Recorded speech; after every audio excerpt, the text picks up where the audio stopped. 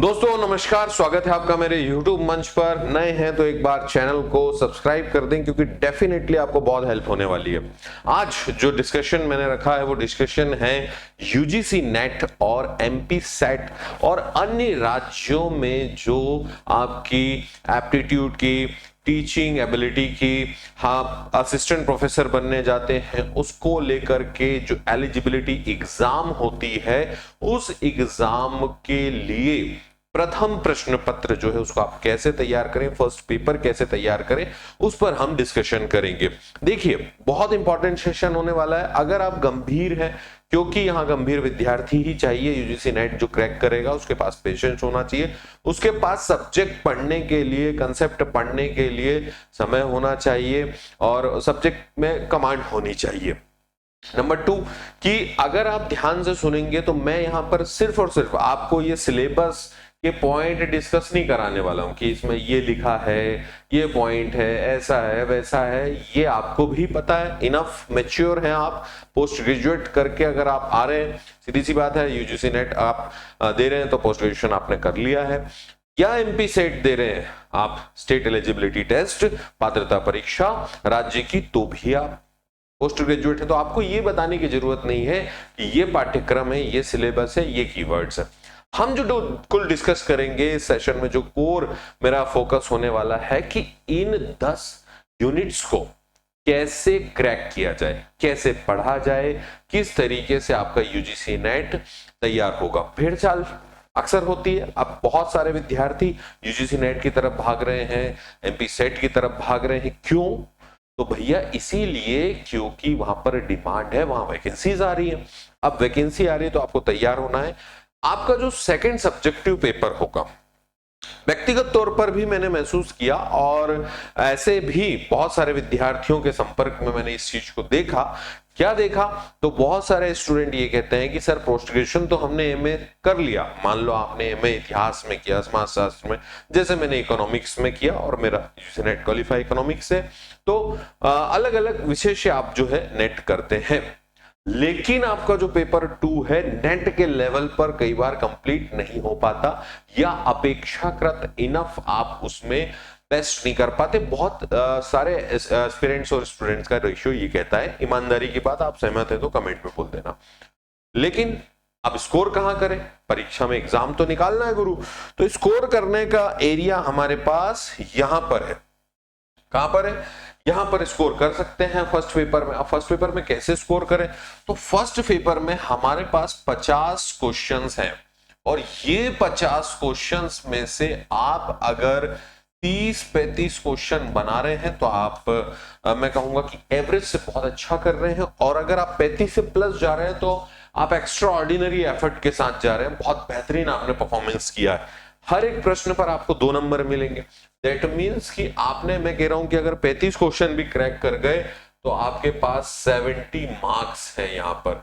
और UGC net परीक्षा में बहुत सारी कैटेगरीज में असिस्टेंट प्रोफेसर एग्जाम के लिए एलिजिबल होने वाले जो बच्चे हैं, अलग अलग कैटेगरी से कट ऑफ अलग अलग होते हैं, पर मोस्टली मैंने देखा है कि 150 से 180 के बीच में कवर अप हो जाती है कैटेगरीज। वो कैटेगरी चाहे हिस्ट्री, सोशियोलॉजी, पॉलिटी, आप प्रीवियस ईयर कट ऑफ देखेंगे अंदाजा लग जाएगा, ये वेरी करता है। अगर हम 70 यहां क्रैक कर रहे हैं तो जो हमारा कोर सब्जेक्ट है जिसमें 100 प्रश्न है, उसमें अगर हम 50% भी कर गए, 50 क्वेश्चन सही, 55 क्वेश्चन सही, तो हमने यूजीसी नेट क्रैक कर दिया। लेकिन सुनने में जितना आसान लग रहा है इतना आसान है नहीं।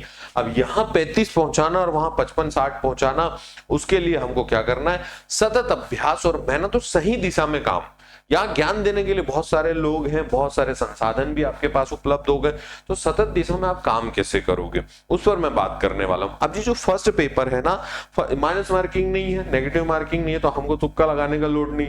हो सकता है कि भाई 5, 7, 8, 10 तुक्के लग जाए हमारे, हो सकता है एक भी नहीं लगे, लेकिन ये है कि भाई हमारे पास माइनस मार्किंग नहीं है तो हम रिस्क ले सकते हैं कि भाई फ्री हिट है, मारो, नहीं आ रहा तो मारो। अब हम बात करेंगे पेपर 1 की।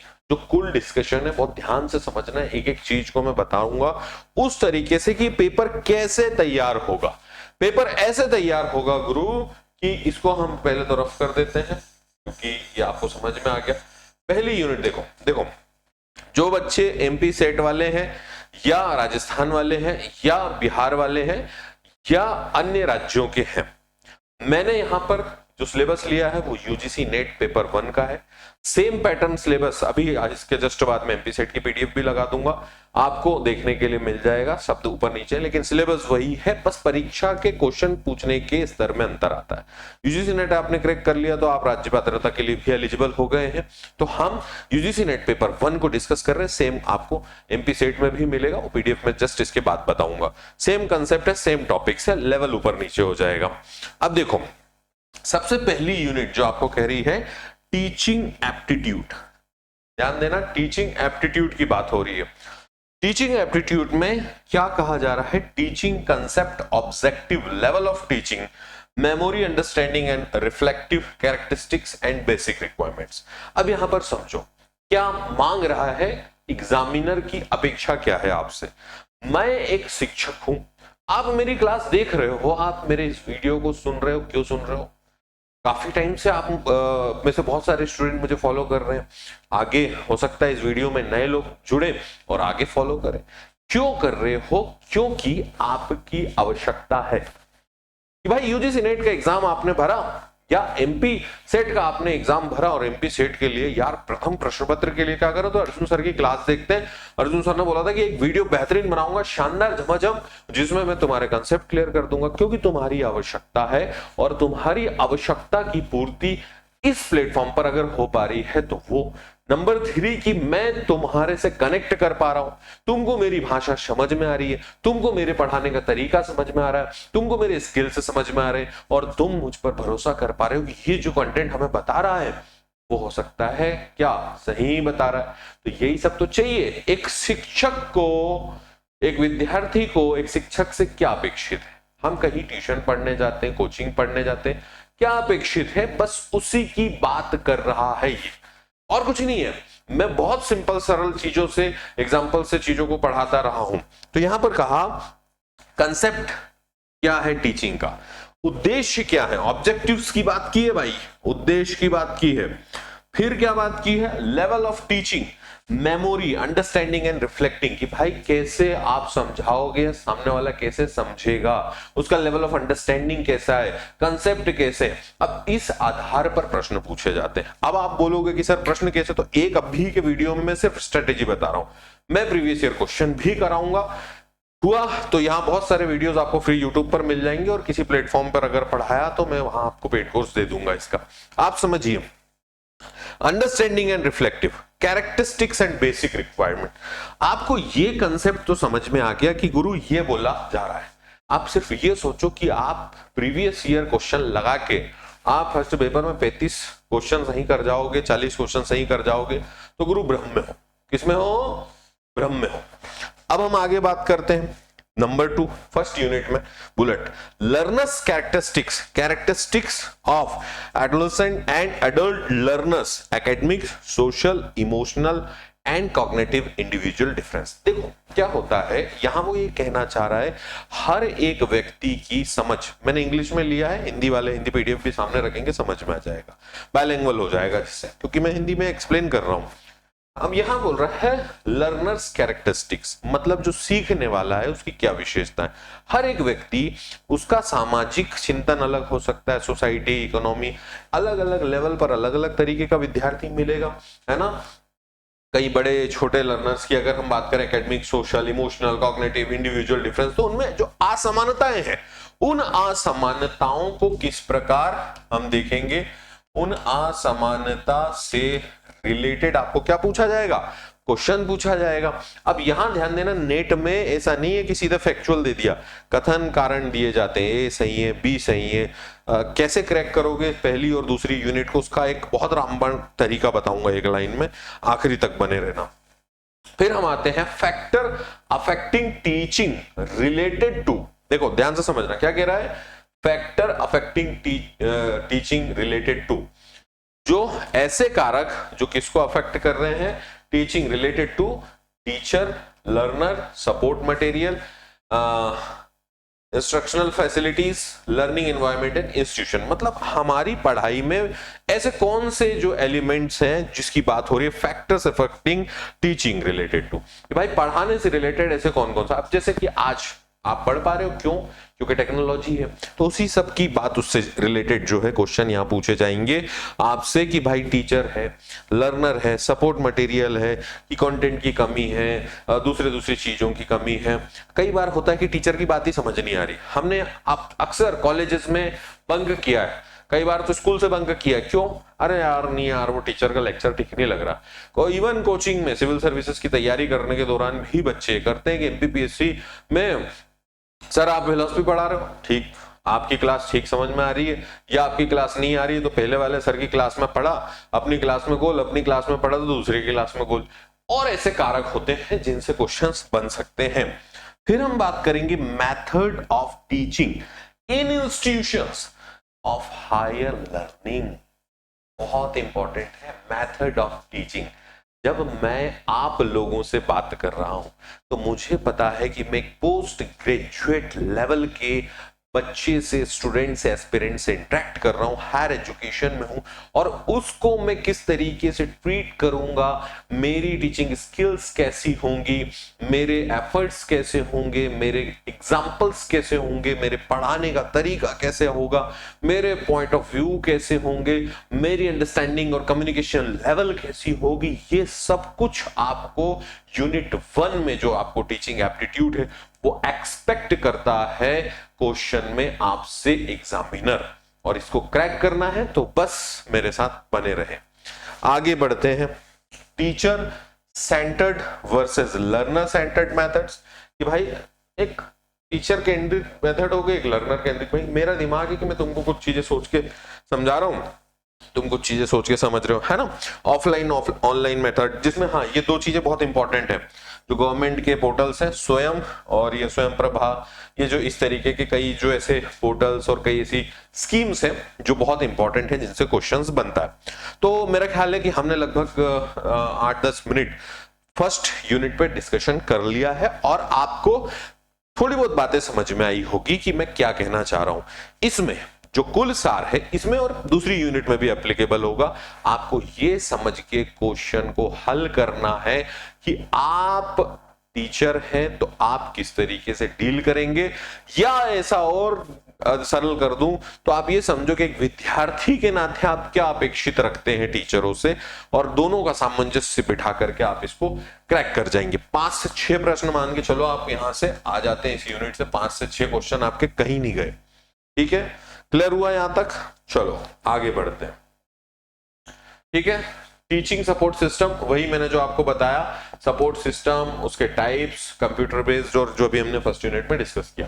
नंबर 2, अब बेटे नंबर 2 की जब हम बात करते हैं तो वहां हमने डिस्कस क्या किया, वहां पर हमने एप्टीट्यूड जो है डिस्कस किया टीचिंग, और यहां हम रिसर्च एप्टीट्यूड डिस्कस करेंगे, रिसर्च की बात करेंगे, शोध अभिवृत्ति की बात करेंगे। देखो आप चूंकि क्या कर रहे हो, आप जब मास्टर्स कर लेते हो UGC net assistant professor PhD only, या जेआरएफ क्वालिफाइड कर जाते हो, तो आप डेफिनेटली क्या कर रहे हो, रिसर्च के लिए एप्लीकेबल हो, उस सब्जेक्ट के मास्टर हो गए। तो मास्टर्स की यहां पर हम बात करें तो रिसर्च मीनिंग कि भाई एक्चुअली शोध का कार्य क्या है। मान लो विष्णु श्रीधर वाकणकर जो इतिहास के शोध करता थे, या कोई रोमिला थापड़ की मैं बात करूं, मजुमदार की बात करूं इतिहास में, या कोई इकोनॉमिक रिसर्च स्कॉलर की बात करूं, अलग अलग पहलू आप जो भी सब्जेक्ट चाहें ले सकते हैं। ये लोग अपने रिसर्च में कर क्या रहे हैं, क्या कर रहे हैं रिसर्च में? भाई रिसर्च में जो चीज एक्सपेक्टेड है वो क्या है कि भाई पहले तो यहां बेसिक आपको समझाया जाएगा कि इसका मीनिंग क्या है, टाइप क्या, कैरेक्टरिस्टिक्स, पोस्ट, और जो इसकी रिसर्च की अप्रोच है। अब देखो ये तो सामान्य बेसिक परिचय कि क्या होता है, विशेषता क्या है, नाम क्या है, कि क्या कहते हैं, परिभाषा, ये वो हर जगह हर यूनिट में फर्स्ट पॉइंट में मोस्टली मिल जाएगा। लेकिन आपको जो बात है कि उसकी मेथड क्या है, कि भाई हमने एक मेथड किया कि भाई एक्सपेरिमेंट करने चला मैं, कि भाई कोई चीज है उसको एक्सपेरिमेंट करके मैं शोध पे कार्य कर रहा हूं। कोई चीज है कि मैं डिस्क्रिप्टिव व्याख्या करके उसका शोध कर रहा हूं, रिसर्च कर रहा हूं, उस पर बात कर रहा हूं। कोई हिस्टोरिकल अप्रोच हो सकती है, कोई क्वालिटेटिव हो सकती है, कोई क्वांटिटेटिव हो सकती है। अब ये क्वालिटेटिव और क्वांटिटेटिव दोनों वर्सेस में, इसमें आप समझो जिसमें संख्यात्मक और गुणात्मक दोनों का सामंजस्य बैठाकर आप रिसर्च कर पा रहे हो, दैट इज रिसर्च एप्टीट्यूड, जो कि आपकी शोध अभिवृत्ति कहलाती है। और शोध अभिवृत्ति के अंतर्गत उसके मेथड, उसके टाइप, उस तरीके के प्रश्नों को आप क्रैक कर पाओगे। आपको यह समझना कि जब मैं रिसर्च के लिए जा रहा हूं, मेरे पास टाइप्स क्या क्या है, मेरे पास मॉडर्न क्या क्या है, मेरे पास सोर्सेस क्या क्या है, मैं कैसे उस चीज को फिगर आउट करूंगा। मैंने कहा कि भाई रामायण पर मैं बात कर रहा हूं, अब किसी ने कहा कि नहीं रामायण बिल्कुल एकदम जो है कहा है सही है, अब मैं उस पर तर्क कर रहा हूं, उसकी विस्तृत व्याख्या कर रहा हूं, तो मेरे दिमाग में क्या आया, क्वेश्चन किया ना, मैंने क्वेश्चन किया, उसकी व्याख्या किया। तो ये जो है क्वालिटी और क्वांटिटेटिव की हम बात करते हैं। फिर उसके स्टेप्स होते हैं, फिर हम उस पर थीसिस करते हैं, articles writing, format and style of referencing, application of ICT in research और रिसर्च एथिक्स की जो उसकी नीति शास्त्र है, जो उसके नैतिक कंसेप्ट है। तो दोनों आपको समझ में आया। अभी मैंने आपको दोनों चीजें यहां पर बता दी है कि भाई फर्स्ट यूनिट और सेकंड यूनिट जो है उसको कैसे आप तैयार करें। अगर आपको कोई कमेंट यहां पर आ रहा है तो आप जरूर पूछ सकते हैं।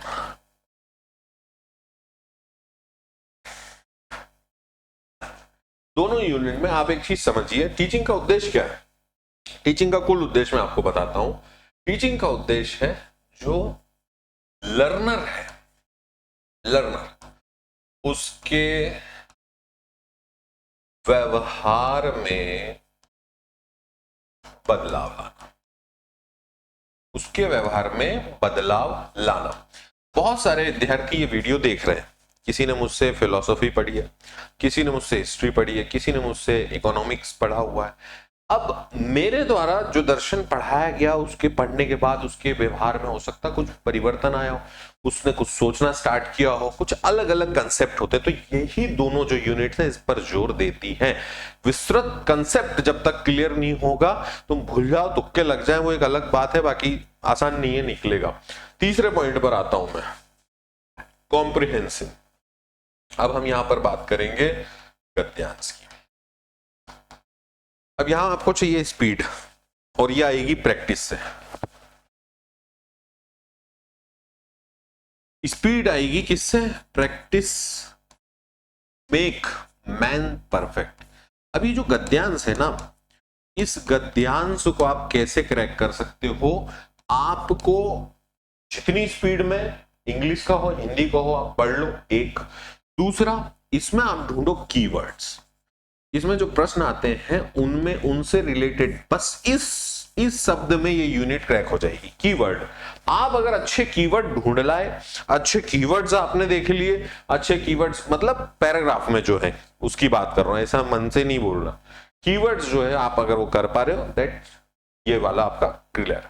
अब मैं आता हूं कम्युनिकेशन पर। देखो, अभी भी हम क्या कर रहे हैं बेटे?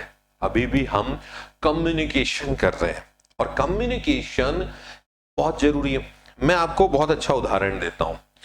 भाषणों का स्तर कुछ भी हो सकता है, उसमें कंटेंट कुछ भी हो सकता है, लेकिन प्रधानमंत्री मोदी जब जनता से कनेक्ट कर रहे हैं, लोगों से बात कर रहे हैं, लोग उनकी आलोचना भी करें, उनको निंदा करें, ना पसंद करें, कुछ लोग पसंद करें, जो भी हो, लेकिन आप एक चीज देखोगे, नरेंद्र मोदी लोगों से कनेक्ट कर पा रहे हैं। क्यों? क्योंकि वहां पर कम्युनिकेशन स्किल है जनता के बीच में।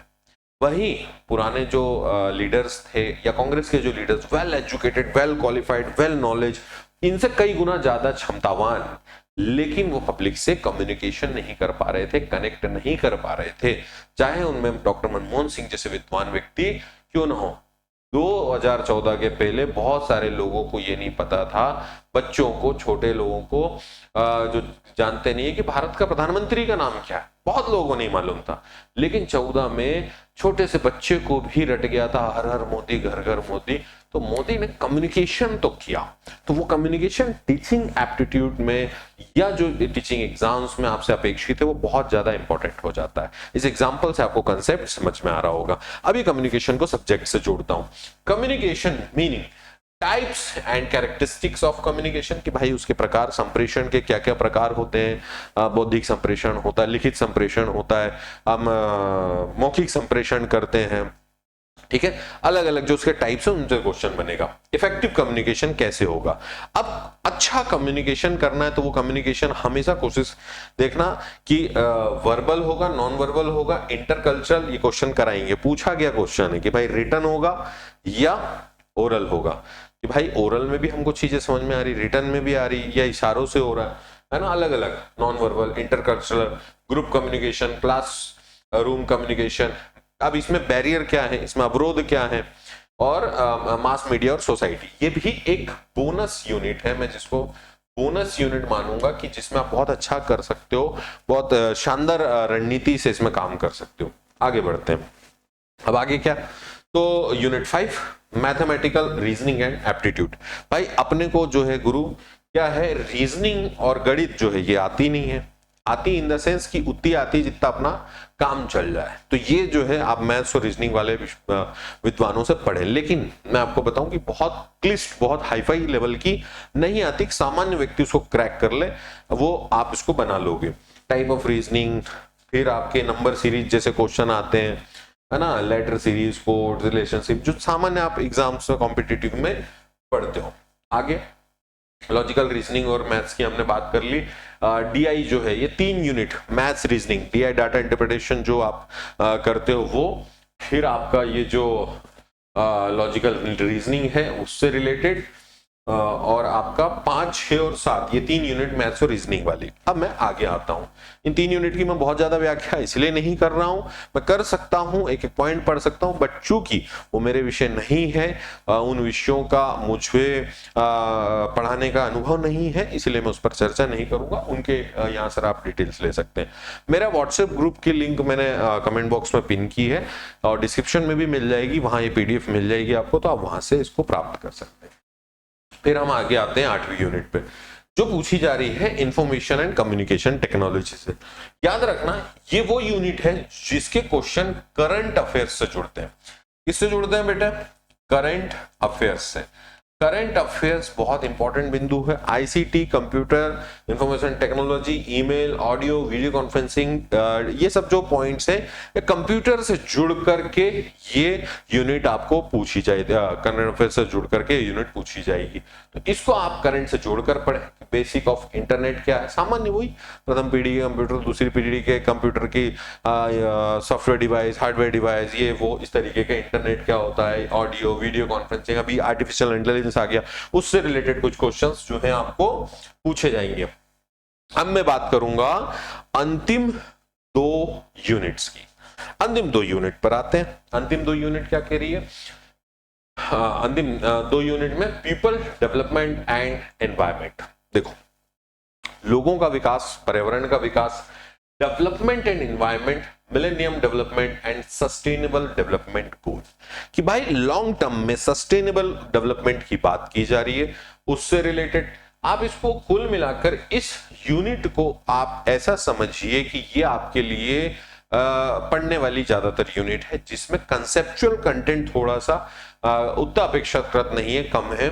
आप पर्यावरण सम्मेलन पढ़ लो, आप क्लाइमेट चेंज जो हो रहा है उससे जुड़ी हुई चीजें पढ़ लो, आप जो मौसम से जुड़ी हुई बातें, पर्यावरण से जुड़ी हुई बातें, इकोसिस्टम से जुड़ी हुई बातें, करंट में भी उसको जोड़कर पढ़ो। उससे जुड़ी हुई बातें, लोगों का और उनका विकास, प्रकृति के साथ सहअस्तित्व, सह विकास कैसे हो, उस सब को जोड़ करके आपकी 9th यूनिट कंप्लीट होती है। और आपकी लास्ट अंतिम यूनिट जो है वो higher education system. Higher education system, Bharat का जो हायर एजुकेशन सिस्टम है कैसा है, उसमें क्या पॉइंट्स है, क्या प्लानिंग से, नई शिक्षा नीति क्या कहती है, उसके अंतर्गत जो आपके रिसर्च, हमारे स्वतंत्र भारत में क्या क्या परिवर्तन आए हैं, उच्च शिक्षा में क्या क्या चीजें देखने के लिए मिली है, oriental convention and non conventional learning programs in India, professional technical and skill based education, value education and environmental education, policies, governance, administration, ये सब जो चीजें हैं आपको देखने के लिए यहां मिलेगी। मोस्टली 5 एक क्वेश्चन हर यूनिट से आ जाते हैं, 10 यूनिट 50 आपके यहां पर बनते हैं। अब आप क्या करें, तो आपको मैं एक बार एमपीपीएससी वाला भी बता देता हूं भैया, वो भी देख लो, आपको तुरंत अंदाजा हो जाएगा कि एमपीपीएससी का जो सिलेबस है उसमें और इसमें कोई अंतर नहीं है। हिंदी में, चलो वो इंग्लिश में देगा, ये हिंदी में देख लो। शिक्षण अभिवृत्ति एमपी सेट का सिलेबस है।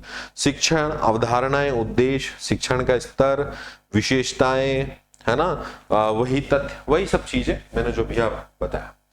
शोध अभिवृत्ति, रिसर्च एप्टीट्यूड, बोध जो अभी हमने डिस्कस किया, संप्रेषण कम्युनिकेशन की हमने बात की, मैथ्स की बात की, रीजनिंग की बात की, और डेटा इंटरप्रिटेशन डीआई जो आपने देखा, फिर आईसीटी आपने देखा, आपने जो विकास और पर्यावरण उसकी बात की, लोगों की, लोक विकास और पर्यावरण, और हायर एजुकेशन सिस्टम। यहां भी देख लो, इंग्लिश में भी सेम चीज आपको मिल रही है, कॉम्प्रिहेंशन, रिसर्च एप्टीट्यूड और ये सारी चीजें।